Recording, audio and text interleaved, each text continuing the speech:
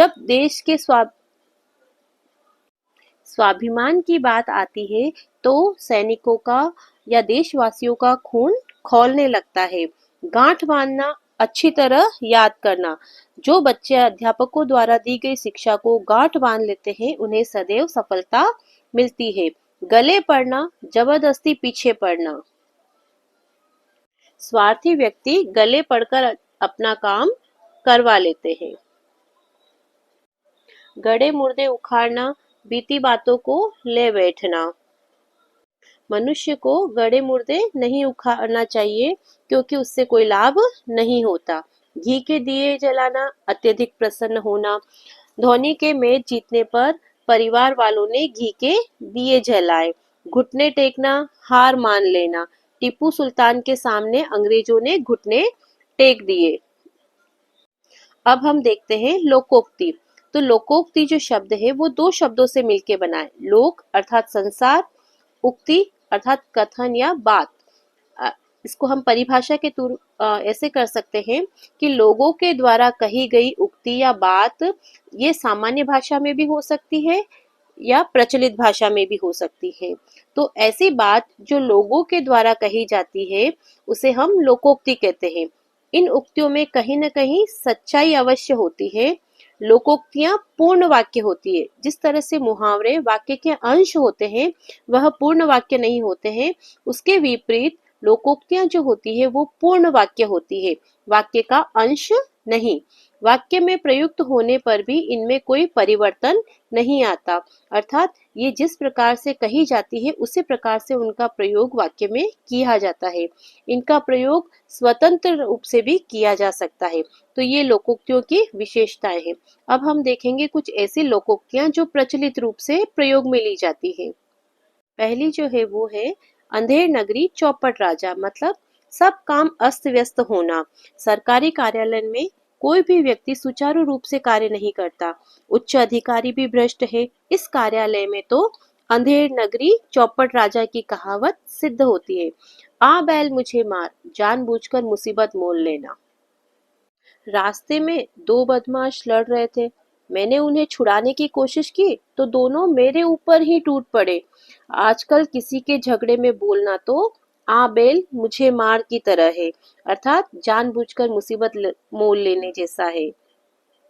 एक अनार 100 बीमार, अर्थात एक वस्तु के अनेक ग्राहक या वस्तु की पूर्ति की तुलना में मांग अधिक। आजकल सरकारी नौकरी तो एक अनार 100 बीमार जैसी हो गई है, अर्थात पद तो बहुत कम है लेकिन पद के लिए जो उम्मीदवार है उसके दावेदार है वो बहुत अधिक है, लाखों की संख्या में है। काला अक्षर भैंस बराबर, बिल्कुल अनपढ़। राधा को तो कुछ नहीं आता, उसके लिए तो काला अक्षर भैंस बराबर है। जिसकी लाठी उसकी भैंस, शक्तिशाली की ही विजय होती है। बंदर क्या जाने अदरक का स्वाद, मूर्ख व्यक्ति गुणों का आदर नहीं करते। तुम उस अनपढ़ व्यक्ति के सामने रामायण की चौपाइयों की चर्चा कर रहे हो, जानते नहीं बंदर क्या जाने अदरक का स्वाद। अर्थात ऐसे व्यक्ति को कोई बात समझाना जिसे समझाना मूर्खतापूर्ण होगा। जाको राखे साइया, मार सके नहीं कौन, अर्थात भगवान जिसकी रक्षा करता है उसे कोई नुकसान नहीं पहुंचा सकता। नाच न जाने आंगन टेढ़ा, दोषारोपण करना, अर्थात अपना दोष, अपनी कमी को स्वीकार नहीं करके किसी और को दोषी बना देना।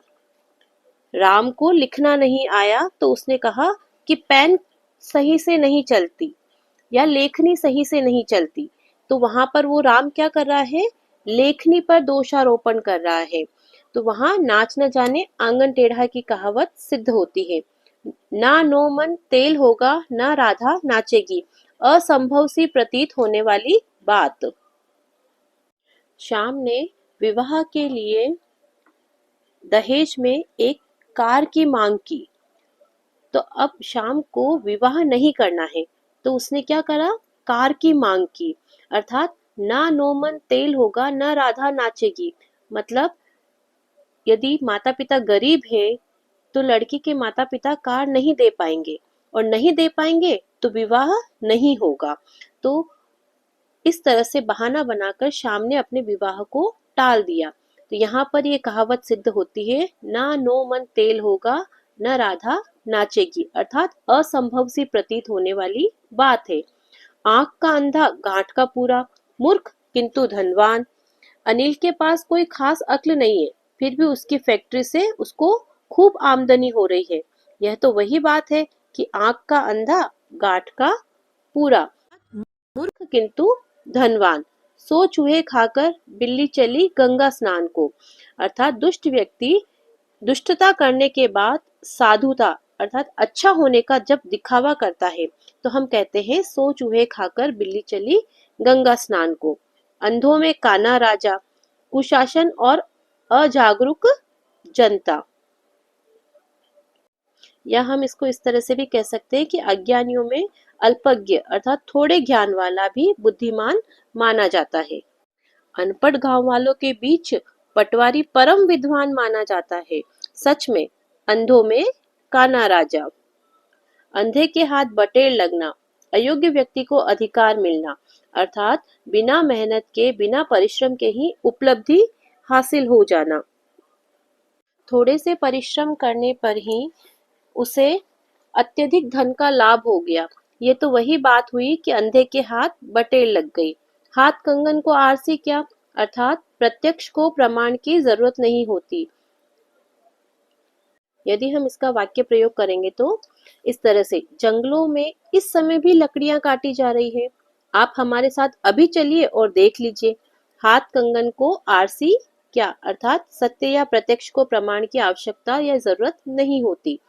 अब पछताए होत क्या जब चिड़िया चुग गई खेत, अर्थात अवसर हाथ से निकल जाने के बाद पश्चाताप करने से कोई लाभ नहीं। सुरेश ने परीक्षा से पहले तो मेहनत नहीं की और अब असफल हो गया है। अब असफल होने के बाद वह रो रहा है। अब पछताए होत क्या जब चिड़िया चुग गई खेत, अर्थात जब उसे मेहनत करनी थी, जब उसके पास परिश्रम करने का समय था, तब उसने परिश्रम नहीं करा और बाद में वह पश्चाताप कर रहा है, रो रहा है। तो वहां पर ये कहावत सिद्ध होती है, अब पछताए होत क्या जब चिड़िया चुग गई खेत। तो इस प्रकार से हमने देखा मुहावरे और लोकोक्तियां। मुहावरे एक वाक्य के अंश के रूप में प्रयुक्त होते हैं। उनका प्रसंग के अनुसार अर्थ निकाला जाता है। उनका मूल रूप कभी नहीं बदलता। सांकेतिक या लाक्षणिक अर्थ में मुहावरों का प्रयोग किया जाता है, जबकि लोकोक्तियां अपने आप में एक पूर्ण वाक्य होती है और उनका संपूर्ण या स्वतंत्र रूप से प्रयोग किया जाता है। लोकोक्तियां जन सामान्य की भाषा में भी प्रचलित हो सकती है और उन लोकोक्तियों का उसी स्वरूप में प्रयोग हम भाषा के अंदर करते हैं। इस प्रकार से हमने अध्ययन किया मुहावरे और लोकोक्तियों का। धन्यवाद।